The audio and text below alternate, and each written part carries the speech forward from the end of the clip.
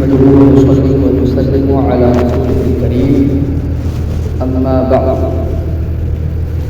فأعوذ بالله من الشيطان الرجيم بسم الله الرحمن الرحيم ثم رددناه أسفل سافلين إلا الذين آمنوا وعملوا الصالحات فلهم أجر غير ممنون صدق الله العظيم وصدق رسوله النبي الأمين المتين الكريم ونحن على ذلك لمن الشاهدين والشاكرين والحمد لله رب العالمين.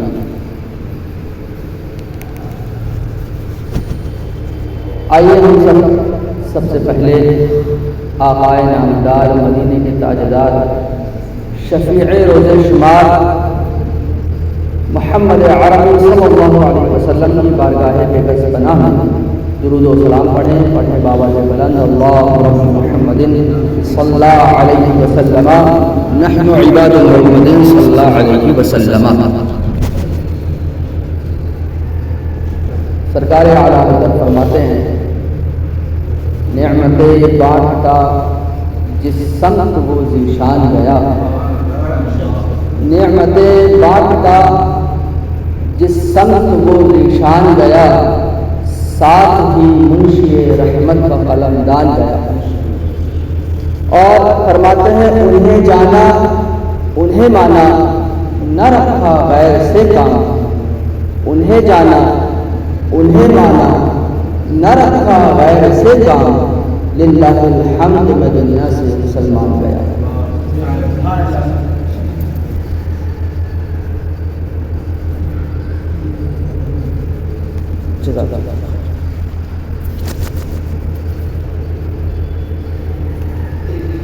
حدیث مبارک میں ہے عقائد جہاں صلی اللہ علیہ وسلم ارشاد فرماتے ہیں انما انا قاسم واللہ المعطی، بانٹتا میں ہوں دیتا خدا ہے. جہان بھر میں جتنی نعمتیں ہیں وہ سب سرکار دو عالم صلی اللہ علیہ وسلم کی بارگاہ سے بڑھتی ہیں، پھر چاہے وہ دینی نعمت ہو یا دنیاوی نعمت ہو. یہ قرآن مجید یاد کر لینے کی جو نعمت ہے یہ بھی سرکار دو جہاں صلی اللہ علیہ وسلم کی بارگاہ سے بڑھتی ہے. یہ ہمارے اور آپ کے لیے خوش نصیبی ہے. یہ اس امت کی خاصیت ہے کہ اللہ کی جو کتاب ہے وہ یہ امت یاد کر سکتی ہے. اس سے پہلے جو امتیں تھیں وہ امتیں اللہ کی کتاب کو یاد نہیں رکھ سکتی، یعنی ان کو یہ قدرت ہی نہیں تھی کہ وہ یاد کر لیں. اگر وہ چاہتے کہ وہ یاد کر لیں تو بھی نہیں یاد کر پاتا. یہ اس امت کی خاصیت ہے کہ اللہ تبارک و تعالیٰ نے اس امت کے دل کو کھول دیا کہ قرآن مجید آ سکتا. یہ ایک بڑی نعمت ہے. یہ وہ نعمت ہے جو اس سے پہلے انبیاء کرام علیہ الصلوۃ والتسلیم کو عطا فرمائی گئی. اس سے پہلے کی جو امتیں تھیں ان کے جو نبی تھے انہی کی کتابیں یاد آتی تھیں، اور اس امت میں امت مرحومہ کو بھی کتاب یاد کرنے کا شرف حاصل ہوا. یہ بہت بڑی بات ہے.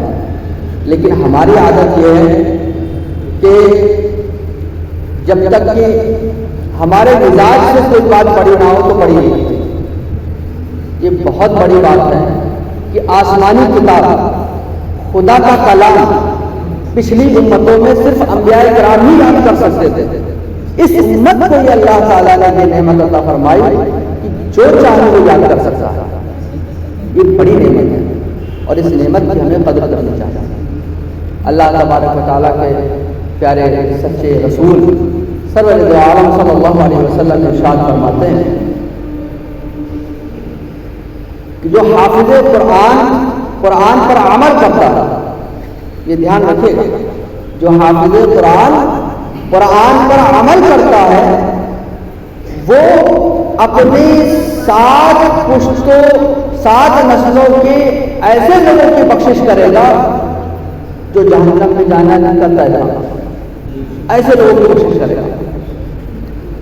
اب اس سے دو باتیں سمجھ میں آئی۔ ایک تو ہمیں سی یہ بات سمجھ میں آئی کہ قرآن کو یاد کرنا، اس پر عمل کرنے کی فضیلت کیا ہے نا۔ اور دوسری چیز یہ سمجھ میں آئی، میں آپ کو توجہ دلانا چاہوں گا کہ ہر کسی کو حافظ نہیں بولا گیا۔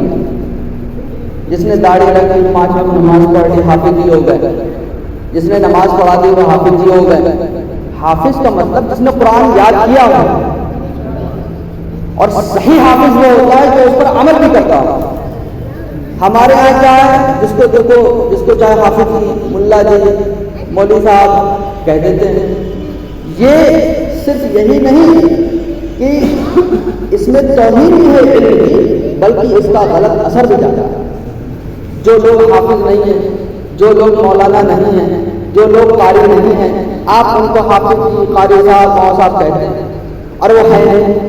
اب کچھ الٹا سیدھا کام کریں گے، کون بدنام ہوگا؟ حافظ جی، فلاں جگہ کے حافظ جی نے ایسا کیا، فلاں جگہ کے مولوی صاحب، وہ تھا بھی ہم کہہ رہے ہیں۔ تو ہماری عوام کو یہ بات سمجھنی چاہیے کہ جو حافظ ہے اسے ہی حافظ ہے، جو حافظ نہیں ہے اس کو حافظ کہنے کا مطلب آپ یہ سمجھ لیجیے کہ جو ڈاکٹر نہیں ہے، ڈاکٹری کر رہا تو اس کو آپ کیا کہتے ہیں؟ جھولا چھاپ ڈاکٹر۔ تو پھر تو جس طرح سے جھولا چھاپ ڈاکٹر نقصان پہنچائے گا، اسی طریقے سے آدھا ادھورا جس کے پاس ہوگا نقصان پہنچاتا ہے۔ اور یہ چھوٹا موٹا نقصان نہیں ہوتا، بہت بڑا نقصان ہوتا ہے۔ غیروں کو موقع مل جاتا ہے کہ تمہارے یہاں فلاں نے ایسا کیا، تمہارے یہاں فلاں نے، وہ کیا جانے، ہماری عوام ہی نہیں ان کو حافظ جی ہے کہ نہیں؟ اب بتائیے، حدیث شریف میں فضیلت اس بات کی ہے، وہ حافظ جو عمل کرے۔ اس سے ایک بات اور جوڑ لیں کہ گھر والوں پر، خاندان والوں پر، محلے والوں پر یہ ضروری ہے کہ جب حافظ قرآن یا کوئی عالم آپ کے گھر کا، آپ کے محلے کا، آپ کے خاندان کا، آپ کی بستی کا آپ کو کوئی حکم بتائے، شریعت کا، قرآن و حدیث کا کوئی مسئلہ بتائے، آپ پر واجب ہے کہ اس پر عمل کریں۔ آپ اس کو مجبور نہیں کر سکتے بدعملی پر۔ بہت جگہ دیکھنے میں آتا ہے کہ جو ہے گھر کا بچہ حافظ قرآن ہے، عالم دین ہے، لیکن شادی بارات میں بینڈ باجا بج رہا ہے، ویڈیوگرافی ہو رہی ہے، ناچ گانا ہو رہا ہے، بے پردگی ہو رہی ہے۔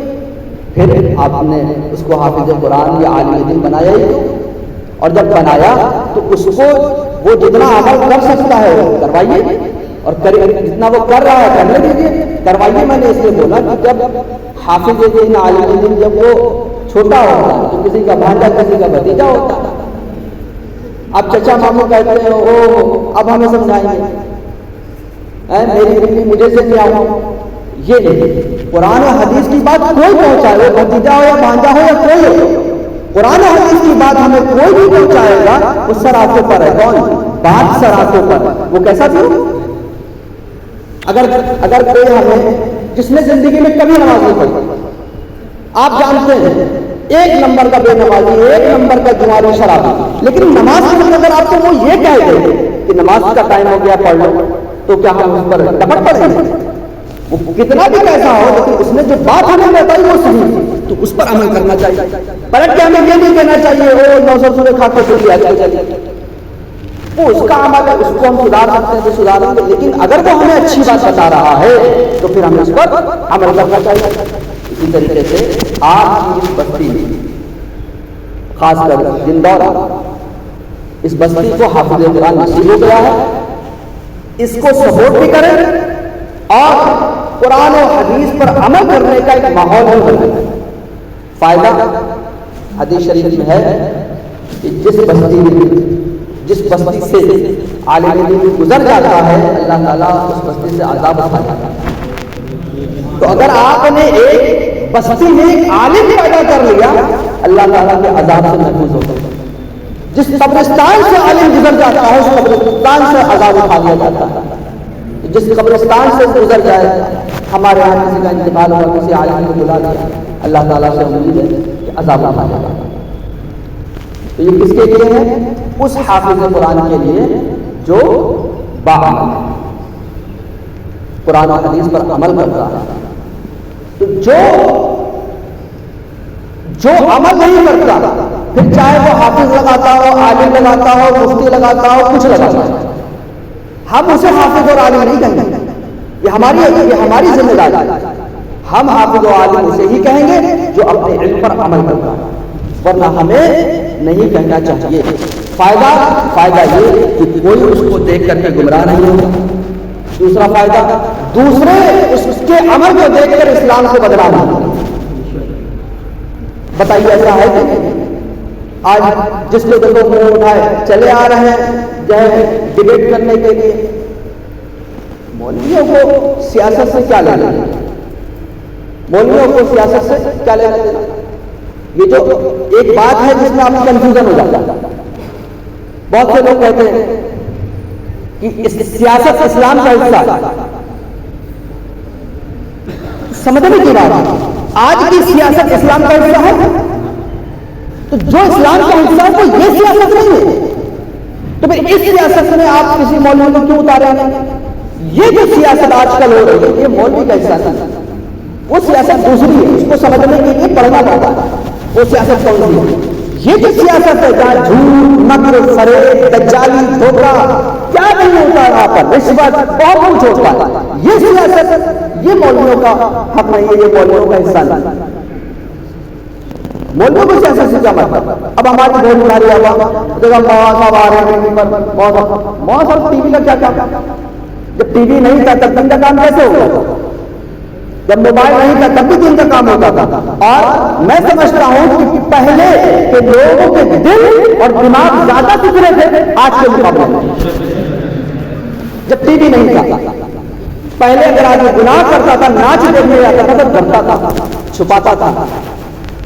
آج شوق سے دکھاتا ہے.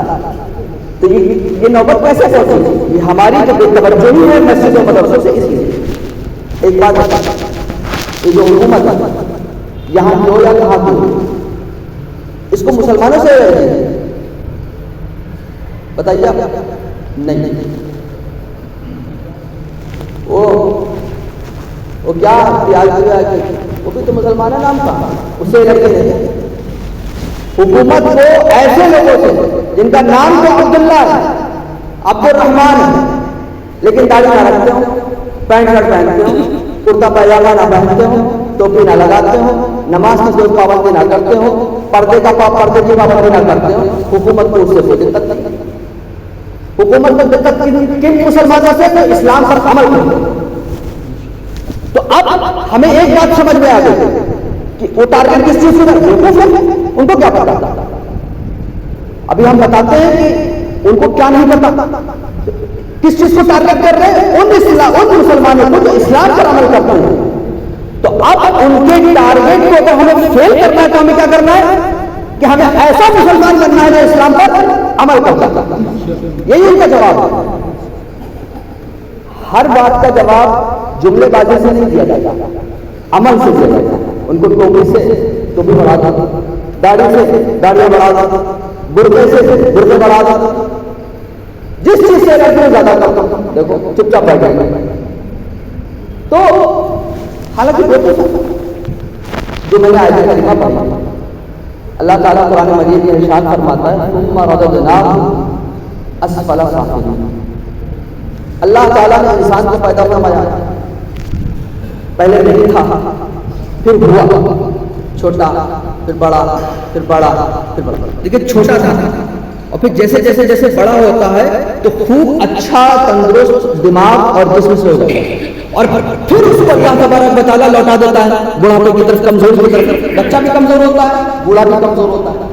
ثم رددناہ اسفل سافلین. پھر ہم انسان کو پلٹ دیتے ہیں کمزوری کی حالت کی طرف، تو اللہ تعالیٰ کو بوڑھا کر دیتا ہے. اس کا نتیجہ کیا ہوتا ہے؟ جسم کمزور ہو جاتا ہے، یادداشت کمزور ہو جاتی ہوتی ہے.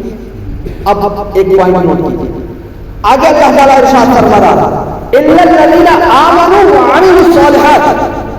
علامہ فخر الرازی علیہ رحمۃ اللہ رضوان فرماتے ہیں کہ اس آیت سے مراد یہ ہے کہ مگر وہ جو لوگ قرآن سیکھتے ہیں، اس پر عمل کرتے ہیں، وہ کمزوری کی حالت پر نہیں آتے. آپ بتائیے پوری دنیا میں حافظ قرآن صحیح والا، اور ایک عالم دین آپ کو ایسا نہیں ملے گا جو بوڑھا ہو جائے تو پگلا جائے، بورا جائے، ہے نا، کہیں باتیں کرے، کبھی نہیں ملے گا۔ فرق سمجھیے میں نے کیا کہا۔ اور لوگوں میں بھی ایسا ہوتا ہے، لیکن ایسا بھی ہوتا ہے جو عالم دین نہیں ہے، جو حافظ قرآن نہیں ہے، ان میں دونوں طرح کے لوگ پائے جائیں گے۔ بہت سے ایسے پائے جائیں گے جو بہک جاتے ہیں، کہتے ہیں نا مدعا سٹیا گیا۔ یہ سٹیانا یہ آپ عالموں میں نہیں دیکھیں گے، حتیٰ کہ جیسے جیسے بڑھتا جاتا ہے ویسے ویسے اس کا علم بڑھتا جاتا ہے۔ آپ دیکھیں ہمارے جتنے اکابر ہیں، ابھی قریب میں جو ہمارے بڑے رہنما گزرے سرکار قادری شریعہ رحمۃ اللہ عنہ، کتنے صحیح ہیں، لیکن علم کا لوہا پوری دنیا میں محفل انجم میں دوسرا اختر ملتا تھا، اختر دوسرا ملتا تھا، جس محفل میں بیٹھ جائے سرکار قادری شریعہ کے علاوہ کوئی نظر نہیں آتا۔ ہر دینی خوبی سے اور دنیا کی خوبی سے اللہ تبارک و تعالیٰ نے نوازا۔ آپ سوچیں اتنا کمزوری، اتنی بڑھاپے کے عالم میں قرآن یاد کر لیا، قرآن یاد کر لیا۔ تو عالم دین اور حافظ قرآن کی خصوصیت ہوتی ہے کہ بڑھاپے کا جو اثر ہوتا ہے عام طور پر لوگوں کو، وہ کسی سے عالم دین کو دیکھنے کے لیے ملے کے سڑیا جائے، بلکہ اور ترقی ہو جاتی ہے۔ ابھی اس وقت ہمارے جماعت بہت بڑے عالم حضور حدیث کبھی حیات 90 سال ہو رہے ہیں، 90 سال سرکار اعلیٰ حضرت کے شاگرد سرکار صدر شریعہ جن کی بہار شریعت ہے، ان کے بیٹے ہیں، 90 سال عمر ہو رہی ہے، لیکن علم ایسا کہ بڑے سے بڑا عالم بیٹھتا ہے تو سمجھتا ہے کہ میں بچہ ہوں۔ آج ہندوستان کے جتنے علماء ہیں تقریباً سبھی بلا واسطہ یا بال واسطہ سرکار محمد زمین کے شاگرد ہیں۔ اتنا زبردست 90 سال اور علم ترقی پا رہا ہے، یہ خصوصیت ہے۔ آپ دیکھیں قرآن مجید کی کیسے برکت ہے، اور یہی ہمارے اسلام کے مذہب اسلام کے حق ہونے کی دلیل ہے۔ اور کتابوں کو یہ آپ دیکھیں کہ نہ کتابیں اوروں کو یاد ہوتی ہیں اور نہ وہ سنبھالنا، یہی وہ چیزیں ہیں جس سے ان کو درد ہے۔ آپ بتائیے قرآن مجید یہ نوٹ کرنے والی بات ہے۔ کچھ لوگ کہتے ہیں کیونکہ عرب کے لوگ جو تھے ان کا حافظہ بہت اچھا تھا، عرب کے لوگوں کا ہے نا، حافظہ یاد کرنے کی جو طاقت ہے عرب کے لوگوں میں آج بھی بہت ہوتی ہے۔ تو عرب کے لوگ پڑھتے لکھتے نہیں تھے، یعنی وہ لکھائی نہیں کرتے تھے، اس کی وجہ یہ تھی کہ وہ یاد کر لیتے تھے۔ یہ سمجھنے والی چیز ہے، وہ یاد کر لیتے تھے۔ آپ کچھ بھی سنا جیسے ابھی اتنی مہر نعتیں پائی گئی، اگر کوئی عرب کا اس زمانے کا بیٹھا ہوتا تو اسے لکھنے کی ضرورت نہیں، وہ کھڑا ہو کر کے ایسے ہی سنا دیتا، اسے ایسے ہی سن سے یاد ہو جاتا۔ اور ایسے علماء ہر زمانے میں پیدا ہوتے رہتے ہیں۔ سرکار اعلیٰ حضرت رضی اللہ تعالیٰ عنہ قریب یہ تو مخالف بھی انکار نہیں کر سکتا۔ سرکار اعلیٰ حضرت کی ذہانت کا حال یہ تھا کہ آپ ایک کتاب کو ایک بار پڑھ لیتے زندگی بھر یاد آ جاتا۔ ایک کتاب کتنی بھی موٹی ہو، ایک بار پڑھ لی زندگی بھر چھٹی، ایسا حافظہ آج بھی دیکھنے کو ملتا ہے۔ تو عرب کے جو لوگ تھے وہ یاد کر کے چیزوں کو یاد آتے تھے، لکھتے نہیں تھے۔ یہ ان کی شان کے خلاف تھا، لکھنا ان کی شان کے خلاف، لکھے تو وہ جس کا دماغ کمزور ہو، یہ یاد رکھنے والی بات ہے۔ اور یہ ایسی بات ہے جس کو آپ بالکل گانٹ باندھ لیں، کیونکہ جو غیر لوگ ہیں وہ اسی چیز کو بنیاد بناتے ہیں اعتراض کرنے کے لیے۔ ٹھیک ہے، اب اتنی بات سمجھ گئے؟ تو عرب کا جو کلچر تھا، اگر کوئی پرانی ہسٹری پڑھے گا، عرب کی ہسٹری کھنگالے گا عرب کے لٹریچر سے، اسے یہ بات پتہ چل جائے گا۔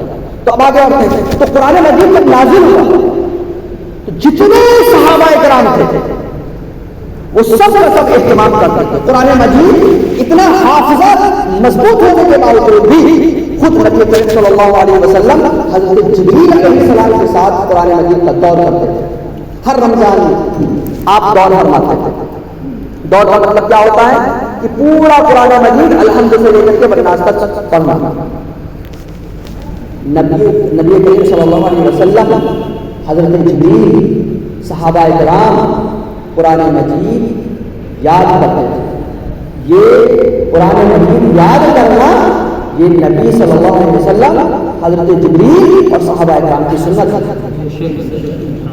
اتنی بڑی سنت سے ہمیں محروم نہیں ہونی چاہیے۔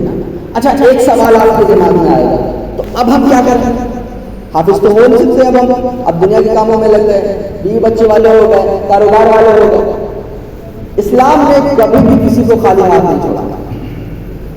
ہم جتنا قرآن شریف یاد کر سکتے ہیں اتنا یاد کر لیں گے، حافظوں کی صف میں ہمیں بھی کھڑا کر دیا جائے گا۔ کہتے نہیں انگلی بنا کے شریف بنانا، حدیث شریف سنیے، یہ تو یاد کرنے کی بات نہیں ہے، حدیث شریف سنیے کہ جو بندہ روزانہ قرآن مجید کی صرف 50 آیتیں تلاوت کرے گا، 50 روزانہ صرف 50 آیتیں تلاوت کرے گا، اللہ تعالیٰ حافظ قرآن کے ساتھ اس کو اٹھائے گا۔ حافظ قرآن کے ساتھ بتائیے کتنا آسان عمل ہمیں دیا گیا، روزانہ صرف 50 آیتیں پڑھنے، اور کوئی ضروری نہیں بڑی بڑی آیتیں پڑھیے، آپ چھوٹی آیتیں اما جیسا ارون سے پڑھ لیجیے، آپ چھوٹی چھوٹی آیتیں 50 آیتیں، اللہ تعالیٰ اس کو حافظوں کے ساتھ اٹھائے گا۔ اور کیا چاہتے ہیں؟ حافظ قرآن کو اللہ تبارک و تعالیٰ نے اتنی دولت سے نوازا ہے کہ آپ دیکھیں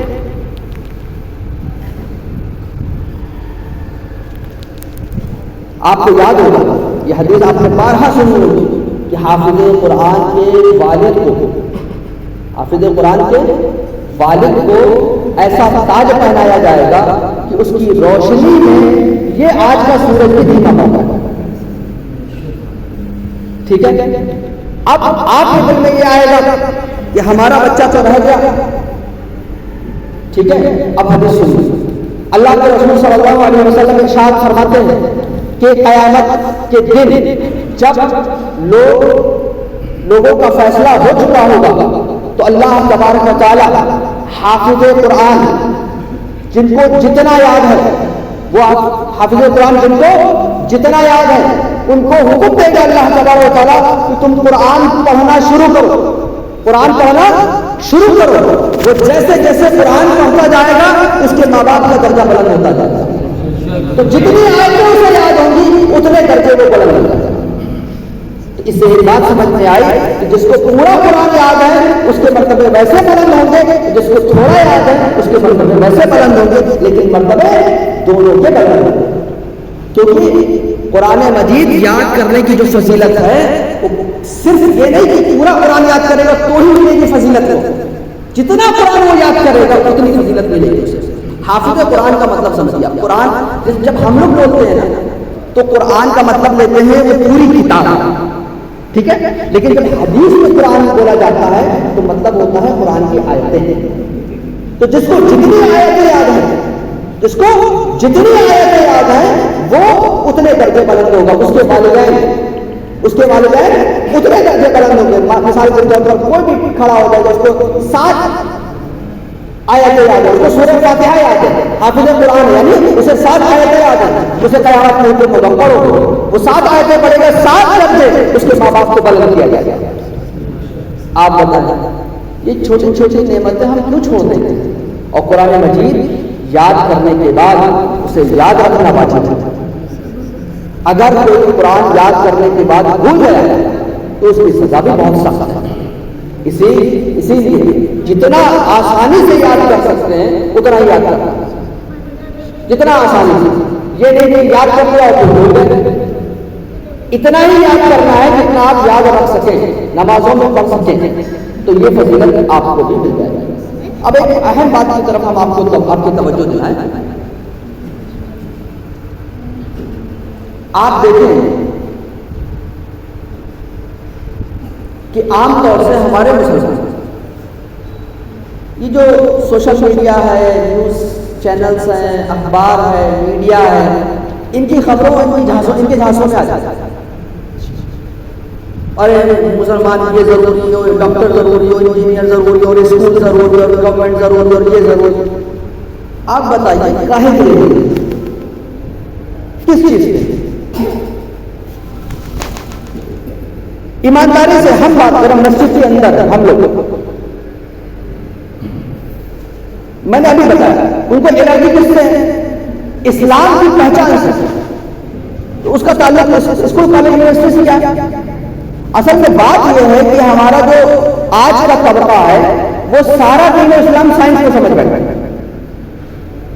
ایک بات بتائیے، جو لوگ پڑھے لکھے یہاں نوجوان ہیں ان کو ان کی توجہ چاہوں گا، کیا یہ سچ نہیں ہے کہ ایک سائنٹسٹ کوئی قانون لاتا ہے، کوئی فارمولا بناتا ہے، پھر کوئی بعد میں آنے والا سائنٹسٹ کے فارمولے کو توڑ دیتا ہے؟ اس کی کیا گارنٹی سائنس جو فارمولا آپ کو بتا رہی ہے، سائنس جو بات بتا رہی ہے وہ آگے چل کر ٹوٹے گی نہیں؟ اب ہمارے یہاں کیا ہوتا ہے، سائنس کی کوئی بات پڑھ لی اخبار میں یا کہیں سے سن لیا، کہتے ہیں یہ تو اسلام میں بھی ہے، یہ تو اسلام میں بھی ہے. غلطی کیا کی؟ غلطی یہ کی کل کو اگر وہ فارمولا غلط نکل جائے تو آپ پھر کیا کہو گے؟ ابھی تو آپ کہہ رہے ہیں اسلام میں.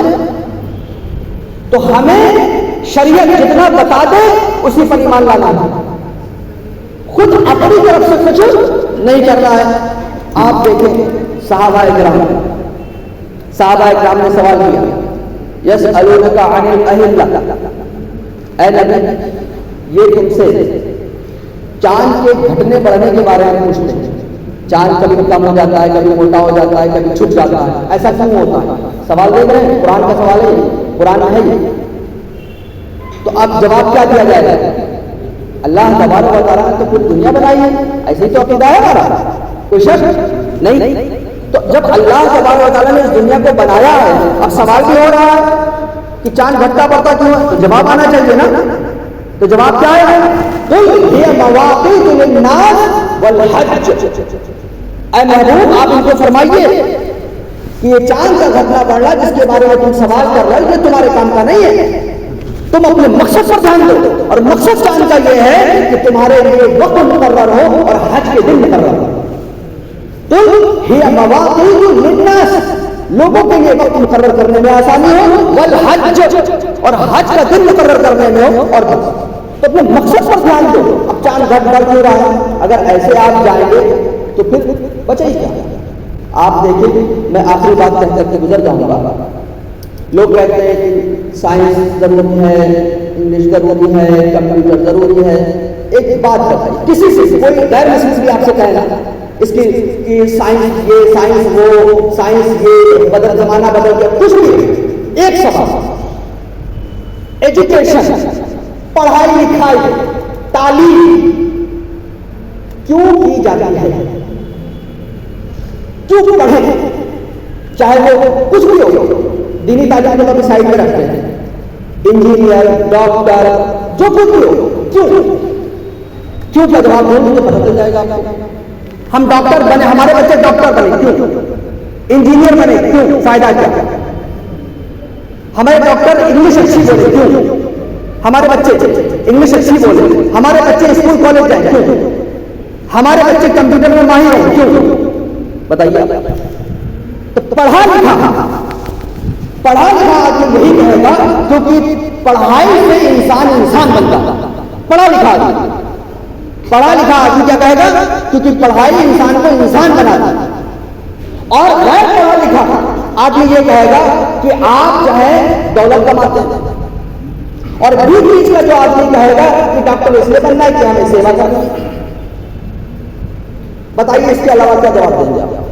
بھائی آپ کو کسی کی سیوا کرنی ہے، چاہے لوگوں کی سیوا کرنی ہے یا دیش کی سیوا کرنی ہے، یا دولت کمانا ہے، عزت کمانا ہے، شہرت کمانا ہے، اور یا پھر انسان بننا ہے.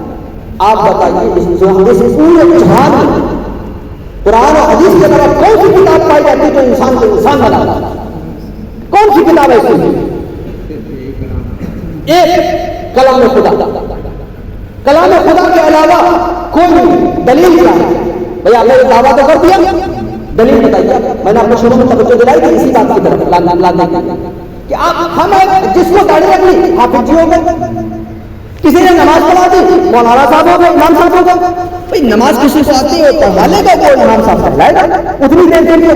ابھی کسی محلے میں کسی کو نماز پڑھانا آتی، امام صاحب چلے گئے، تو اب جو انہوں نے پڑھا دیا وہ مولانا صاحب ہو گئے. مولانا یا عالم یا حافظ یا قاری ہم اسے بولیں گے جسے قرآن کا علم ہو، حدیث کا علم ہو. صحیح ہے. اب آپ بتائیے ایک حافظ قرآن، یہ تو میں نے کہا اس کو دیکھ کے، ایک حافظ قرآن، ایک عالم دین ایسا لے کر کے آئیے جو شرابی ہو، جواری ہو، ज़ाली हो, रिश्वतखोर हो, झूठा हो, धोखेबाज हो, बताइए। हाँ मिलेगा दाढ़ी वाला, आसान कर दो। दाढ़ी रखने वाला, दाढ़ी याद रखिएगा, दाढ़ी रखने वाला चोर नहीं होता। बात चोर, कुछ चोरों ने दाढ़ी नहीं रखी तो उनको पहचानने की जरूरत है। दाढ़ी रखने वाला चोर नहीं होता, धोखेबाज नहीं होता। कुछ धोखेबाजों ने दाढ़ी रखी है। लोग धोखा देने के लिए दाढ़ी रखते हैं, नहीं ऐसा? तो अब हमें पहचानना है कि इसकी दाढ़ी ओरिजिनल है, ये धोखा देने के लिए दाढ़ी रखी गई। तो गलती हमने की ना। अब समझ में आया कि हर किसी को हाफिज या आलिम या मस्की या कारी या अल्लामा नहीं बोल देना है। नुकसान किसका होगा? हमारा, पूरी कौम का, पूरे इस्लाम का। आज ये जो बैठे बैठे मिसाल देने की फुला ऐसा, कोई हाफिज कारी नहीं होता। हमारे आज ये है एकदम लठ जाहिल गवार और मोटा छाप ताबीज करने वाला सबसे बड़ा आलिम समझा जा रहा है। अब बताइए आप, कोई ताबीज 2 घंटे करने वाला कोई कान कर दे, कौन बदनाम होता? मौलाना साहब, मुल्ला कहा जाता है, हकदार है इसका, मुल्ला कहा जाता है। लेकिन उसकी कबूल का इल्जाम आप सही आलिमों पर नहीं लगा सकते जो वाकई में आलिम है। एक आलिम ऐसा नहीं मिलेगा। और ये बात करते हैं एजुकेशन की, आप बताएं इस्लाम वो निजाम है कि बुराई को जड़ से काटता है। पूरी दुनिया एक तरफ है, पूरी दुनिया आज नशे की हर बोतल पर, नशे के हर रैपर पर लिखा हुआ है सावधानी, चेतावनी, हानिकारक है आपके लिए। फेफड़े लगा दिए हैं, सौ जाते हैं फेफड़े। लेकिन पूरी दुनिया एक तरफ हो गई, सारे कानून एक तरफ हो गए, जुर्माना और महंगाई एक तरफ हो गई, टैक्स लगा करके जो भी मदद कर लिया। लेकिन अगर शराब से कोई रोक पाया है तो वो मजहब इस्लाम। बताइए, आलिम तो बहुत दूर की बात है, हमारे यहाँ एक सच्चा मुसलमान शराब का नाम सुनना पसंद नहीं करता। उसकी स्मेल तो क्या, उसके नाम से नफरत है शराब से। ये कानून किसने किया? मजहब इस्लाम। मजहब इस्लाम चढ़ चुका होता है। आज जुए के नाम पर आपको भी मैसेज आते होंगे, रमी खेलो और ये खेलो और वो खेलो, और साथ ही भी लेंगे जोखिम बनाए अपने रिस्क पर खेले। पूरी दुनिया जुआनी बनी पड़ी है, और अगर कोई जुआनी नहीं है तो वो आपके हाफिज, आपके आलिम। अरे हम वो नहीं है जो में हारते हैं, बाकी बात पूरी कर लीजिएगा। हम लोग जुए में वो नहीं है जो अपना घर बार हार देते हैं। हमारे यहाँ जुआ ही हराम है, हम जुए पर जीत हासिल करते हैं। हमारा मुसलमान अल्हम्दुलिल्लाह, और ये वही मुसलमान मिलेगा आपको शराबी जुआरी जिनकी संगत मस्जिद मदरसे से दूर थी, उलमा के पास नहीं बैठते, मस्जिद नहीं जाते, मदरसे में नहीं जाते, दीनदारों से रास्ते नहीं है, रास्ते किसी और से है, शराबी है, जुआरी है। लेकिन अल्हम्दुलिल्लाह आप बताइए, क्या ये सच नहीं? अगर आप गूगल पे आंकड़े संभालेंगे, देखेंगे तो आपको पता होगा। आप देखिए शराब के नशे में कितनों ने अपने घर को उजाड़ा। देखिए जरा आप, शराब के नशे में कितनी जानें गई, शराब के नशे में लोग कितनों की जान ले लेते हैं, जुए के नशे में कितने खानदान बिखर गए। जुए के नशे का इतना आलम हुआ कि लोगों ने अपनी बीवियां तक की, बच्चे तक की गांव में लगा दिए, घर बार गांव में लगा करके सड़क पे शराबी बने फिर रहे हैं। क्या ये सच नहीं है? बताइए। अब बताइए, क्या हम इस्लाम का शुक्र अदा न करें कि मुसलमान है, इसी से हमारे घर बचे। अगर हम मुसलमान ना होते तो किसी की कटर में पड़े होते। आज अगर हम कटर में बदबू नहीं सूख रहे हैं तो हम इसलिए भी मुसलमान हैं। आज हम सड़क पर पड़े हुए कहीं नहीं दिखाई दे रहे क्योंकि हम मुसलमान हैं। हमने कुरान पढ़ा, हमने हदीस पढ़ा। बताइए कहाँ एजुकेशन? एजुकेशन इसे कहते हैं कि आपने दौलत पाली। अरे 2-4 डॉक्टरों को छोड़ दीजिए, बताइए डॉक्टरों हॉस्पिटल आपको कहां से नहीं निचोड़ लेते। लेकिन आज भी आप किसी भी हाफिज, आलिम, कारी, इमाम के पास चले गए, फ्री ऑफ कॉस्ट, एकदम मुफ्त, हर आपकी जरूरत पूरी करने को तैयार है। 24 घंटे में आप कभी भी इमाम साहब कहते हैं नमाज जनाजा पढ़ानी, जो ड्यूटी, ध्यान दीजिए, امام کی عالم کی جو ڈیوٹی ہے وہ آپ کو مفت دیتا ہے اور 24 آورس دیتا ہے. لیکن یہی اگر ڈاکٹر ہو, اگر بے وقت آپ اس پہ جائیں تو آپ کا چارج بڑھ جاتا ہے. اگر آپ اتنے بجے سے اتنے بجے تک اور اتنے دن سے اتنے دن تک دکھائیں گے تو فیس 300 روپئے, اور اس کے بعد اگر آپ آئیں گے تو فیس 500 روپئے. کائے کے صرف پرچہ لکھنے کی. یہ ایجوکیشن ہے. ایک آدمی بیمار ہے, مرا جا رہا ہے, اس کے خان اس کا گھر بار بگڑا جا رہا ہے, لیکن ڈاکٹر صاحب کو اپنی فیس سے مطلب ہے. ایک آدمی مر رہا ہوگا, خون بہ رہا ہوگا, لیکن ہاسپٹل میں ایڈمیشن فیس سے مطلب ہے. آپ کا علاج نہیں کرے گا. آپ بتائیے تعلیم کہاں ہے؟ آپ کو کام کروائیے اور آپ کہاں جائیں؟ جنہوں نے عدالتوں کے چکر لگائے ہیں کورٹس کے, پوچھیے ان سے ذرا, چپل ایک دن میں انصاف نہیں ملا.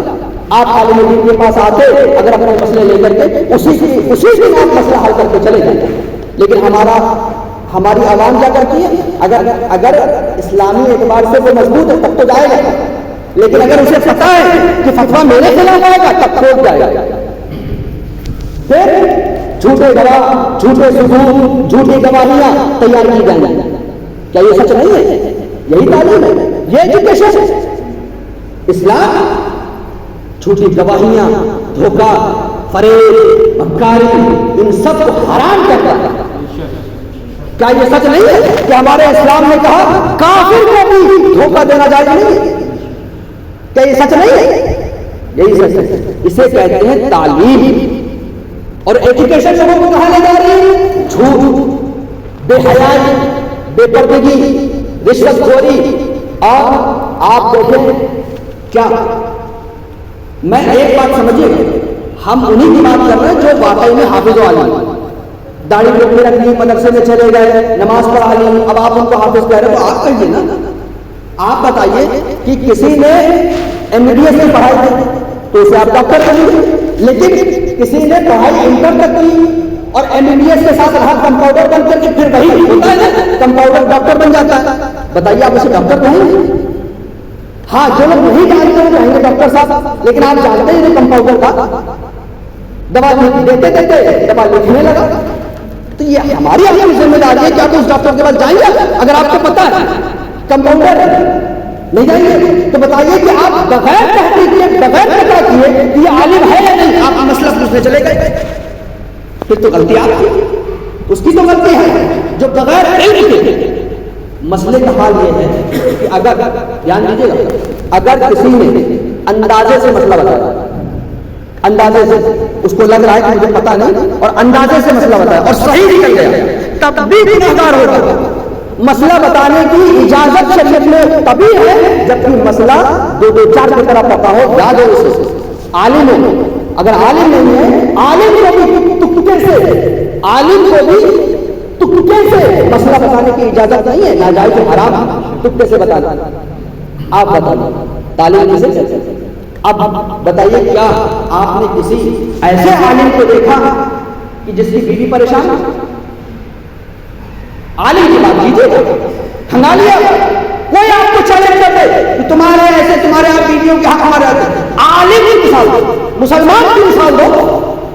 اب جتنی خرابیاں ہمارے اندر پائی جاتی ہیں یہ علم کی کمی کی وجہ سے, چاہے وہ ماں باپ کا حق نہ دینا ہو, چاہے وہ ماں باپ بیٹوں کو حق نہ دے رہے ہوں, بیٹیوں کو حق نہ دے رہے ہوں, بھائی بہنوں کو حق نہ دے رہے ہوں, بڑے چھوٹوں کو حق نہ دے رہے ہوں. یہ سب آپ کو وہیں ملے گا جہاں دین ہی کرنا. آج بھی الحمدللہ, آج بھی عالم تو بہت دور کی بات ہے. ہمارے یہاں جو دیندار لوگ ہیں وہ ایک پیسے کا بھی ادھر ادھر نہیں کرتے, ان کے مزاج میں نہیں, بھٹی میں پلا ہوا ہے, ایک پیسہ برداشت نہیں کرتے. وہ کہتے ہیں نہ ایک پیسہ ادھر آئے گا نہ ایک پیسہ ادھر جائے گا, حرام کا نہ ادھر آنا ہے نہ حرام کا ادھر جانا ہے نا ایسا؟ بتائیے یہ کس کا نتیجہ ہے؟ آپ دیکھیں کہ جو دیندار ہوتے ہیں, جن کی اٹھک بیٹھک دینداروں میں ہوتی ہے, علماء کے پاس ہوتی ہے, وہ جھوٹ بولتے ہوئے سوچنا تو کیا, وہ جھوٹ کے بارے میں نہیں سوچتے. وہ اتنے سیدھے آپ کو ملیں گے کہ اپنا نقصان کر لیں گے لیکن جھوٹ نہیں بولیں گے. یہ جو مکاری ہے, یہ جو فریب ہے, یہ جو دھوکہ ہے, یہ اسکولوں میں سکھایا جاتا ہے کہ اگر بزنس نہیں کرو گے, بزنس کرنا ہے تو جھوٹ بولنا پڑے گا. اگر آپ کسی مفتی سے پوچھ رہے ہیں مسئلہ تو کیا کہے گا؟ یہ کہے گا حلال بزنس کرو برکت ملے گی. کبھی کوئی مفتی کرنے والے آپ سے نہیں کہے گا آپ بزنس کرنا تو جھوٹ بولنے کی تھوڑی بہت اجازت ہے. کوئی نہیں کہے گا. یہ کہے گا کب ملے گا لیکن حلال میں برکت ہوگی, یہی کہے گا وہ. بتائیے تعلیم یہ ہوگا جو ہمیں شراب سے روکا, جس نے جوئے سے روکا, بے حیائی سے روکا, بے پردگی سے روکا. آج ہماری مائیں اور بہنیں محفوظ ہیں. یہ ہماری غیرت کے خلاف ہے. انہیں کیا پتا غیرت کیا چیز ہوتی ہے؟ ننگے گھومنے والے, کہیں بھی کھڑے کھڑے پیشاب کرنے والے, انہیں کیا پتا حیا, شرم, لحاظ, غیرت کیا ہوتی ہے؟ الحمدللہ ہم مسلمانوں کی غیرت یہ ہے کہ ہم کبھی یہ کمانا نہیں کریں گے کہ ہماری گھر کی عورتوں پر کسی اجنبی کی نگاہ پڑے. اور یہی نہیں, نہ ہماری غیرت یہ کمانا کرتی ہے کہ ہماری آنکھیں کسی غیر عورت کی طرف نگاہ اٹھائیں. اسلام کہتا ہے, قرآن کہتا ہے, اے محبوب آپ مومنوں سے کہہ دیں کہ اپنی نگاہوں کو چھپا رکھیں. اور ہم اور آپ کس کی دین میں یہ قانون ہے کہ یہاں اپنے پرائے کا بھید بھاؤ نہیں ہوتا. اللہ کے رسول صلی اللہ علیہ وسلم کے داماد کون؟ حضرت علی. حضرت علی رضی اللہ تعالیٰ عنہ سے حضور صلی اللہ علیہ وسلم ارشاد فرما رہے ہیں, علی پہلی نظر معاف ہے, دوسری گناہ. یہ نہیں مطلب کہ حضرت علی کا معاملہ ایسا ہے, امت کو بتا دیا میرا داماد بھی ہے, اگر تو اسے یہ اجازت نہیں کہ غیر کی طرف نگاہ اٹھا لے. تو دوسروں کی عورتوں کا معاملہ ہی الگ ہے. تو کسی بھی مومن کے اندر یہ ہمت نہیں ہونی چاہیے کہ ہم کسی بھی چاہے کافرہ عورت ہی نہ ہو, یہ نہیں کسی مسلمان عورت کو نہیں دیکھنا. کافرہ عورت کوئی عورت ہو, عیسائی ہو, یہودی ہو, ہندو ہو, کوئی عورت ہو, مسلمان کو اس بات کی اجازت نہیں کہ اس کی طرف نگاہ اٹھا کر کے دیکھے. اگر دھوکے سے ایسی نظر پڑ گئی تو معاف ہو, لیکن پھر اگر آپ نے دیکھا تو یہ حرام ہے.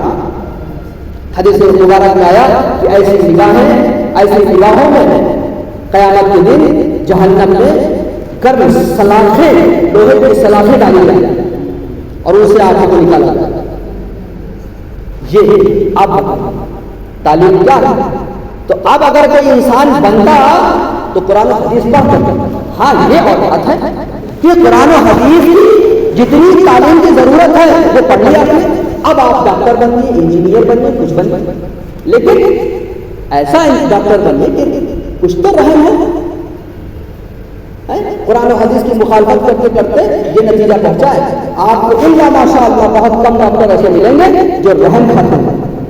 ان کو کسی سے مطلب نہیں کس کا گھر بڑھ رہا ہے, کس کی بیوی مر رہی, کس کے بچے یتیم ہو رہے ہیں, ان کو اس سے مطلب نہیں. ان کو اپنی فیس, اپنی ایڈمیشن فیس, اپنی دوائیوں کی فیس, دوائیوں پر کمیشن, جانچ پر کمیشن. یہ سچ نہیں ہے. یہ ہمیں بتائیں گے تعلیم کیا ہوتی ہے, یہ ہمیں بتائیں گے. جو ہر جگہ بازار گرم کر کے رکھا ہے یہ ہمیں بتائیں گے. شرابی, نشیڑی, بھنگیڑی, چرسی یہ بتا رہے ہیں اسلام مسلمانوں کو. یہ ہمارے لیے افسوس کی بات ہے. یہ آج نوبت اس لیے آئی ہے کہ ان کو یہ دھوکہ ہو گیا ہے کہ جس نے ٹوپی لگا لی وہ ویسا والا مسلمان ہوتا جیسا پہلے والا. یہ ہماری غلطی ہے. ہمیں چاہیے کہ ہم سچے سچے مسلمان بنیں. قرآن مجید تلاوت, قرآن مجید کی حفاظت کا جو آپ لوگوں نے اس میں حصہ لیا, اس کا بھی آپ کو ثواب ہوگا.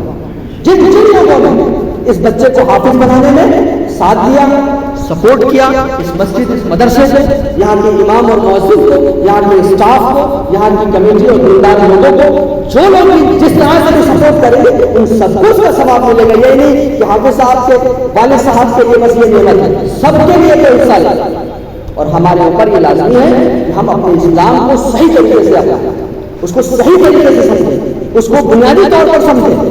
یہ ہماری ذمہ داری ہے. اور ہماری ذمہ داری ہے یہ جو افواہوں کا بازار حرام ہے, یہ جو طرح طرح کے الزامات ہیں جن کا دھوکہ, یہ کم سے کم ٹھیک ہے ہمارا چھوٹا دائرہ ہے, ہم سے کوئی بہت بڑے مسئلہ حل نہیں ہوگا, لیکن ہم اپنے علاقے میں کم سے کم اس کو اس بات کا انتظام کریں کہ جو حافظ ہوگا, جو عالم ہوگا اسے حافظ آنا, جو نہیں ہے جسے حافظ کی, ملا کی, مولوی صاحب کہنے کی کوئی ضرورت نہیں.